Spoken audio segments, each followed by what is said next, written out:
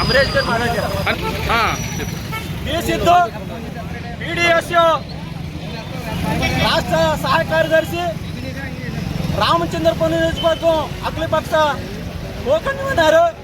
రామచంద్రపురం నియోజకవర్గాన్ని కాకినాడ జిల్లాలో విలీనం చేయాలని గత 2 వారాల నుంచి అఖిలపక్ష జేఏసీ వేదిక పెద్ద ఎత్తున విద్యార్థులతోని మేధావులతోని కార్మికులతోనే రామచంద్రపురం పట్టణంలో దాక్షారం పట్టణంలో గంగవరంలో పెద్ద ఎత్తున నిరసన కార్యక్రమాలు జరుగుతున్నాయి. గత ప్రభుత్వం అస్తవ్యస్తంగా జిల్లాల విభజన జరిగింది. అందులో రామచంద్రపురం నియోజకవర్గాన్ని మరి అన్యాయంగా కాకినాడ అమలాపురం జిల్లాలో కలపడం జరిగింది.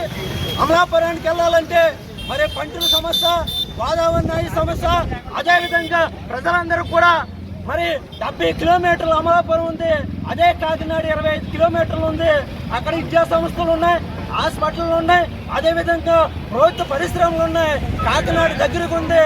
అదేవిధంగా ఆ రోజు ప్రభుత్వం ప్రజలను మోసం చేసింది కూటమి ప్రభుత్వం. మరి ఒక సబ్ కమిటీ వేసింది.